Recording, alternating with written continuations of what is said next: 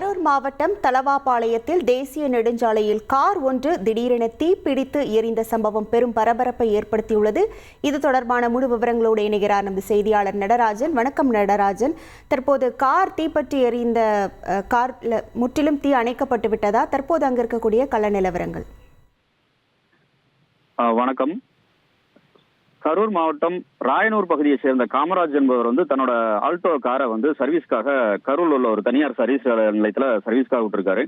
அங்க தனசேகர் அப்படிங்கிற மெக்கானிக் காரை முழுவதும் சர்வீஸ் பார்த்துட்டு ட்ரையல் பார்ப்பதற்காக கரூர்ல இருந்து மூலிமங்கலம் பிரிவு சாலை வரைக்கும் தேசிய நெடுஞ்சாலையில ஓட்டிட்டு வராரு. அவரு மூலிமங்கலம் பிரிவு சாலையில இருந்து மறுபடியும் திரும்ப சேலம் கரூர் தேசிய நெடுஞ்சாலையில திரும்ப கரூர் நோக்கி போயிட்டு இருக்கும்போது தலவாபாளையம் பகுதியில வரும்போது காரோட முன் பக்கத்துல திடீர்னு புகை வர ஆரம்பிச்சிருக்கு. புகை வர்றதை கண்ட தனசேகர் காரை உடனடியா சாலையில ஓரத்தில் நிறுத்திட்டு கீழே இறங்கிடுறாரு. அவர் இறங்கின உடனே கார்ல முழுவதும் தீப்பிடிச்சு மலவளம்னு எரிய ஆரம்பிக்குது. அக்கம் பக்கத்துல இருந்தவங்க எல்லாம் சேர்ந்து தீயணைப்பு நிலையத்துக்கு தகவல் தெரிவிக்கிறாங்க. தகவல் அறிஞ்ச தீயணைப்பு துறையினர் விரைந்து தீயை கட்டுக்குள்ள கொண்டு வர முயற்சி பண்றாங்க.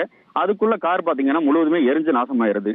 இந்த சம்பவம் இப்பகுதியில ரொம்ப பரபரப்பா இருந்துச்சு. கொஞ்ச நேரம் தேசிய நெடுஞ்சாலையில இந்த சம்பவத்தால ஒரு 10 நிமிடம் போக்குவரத்து பாதிப்பு ஏற்பட்டதுங்க.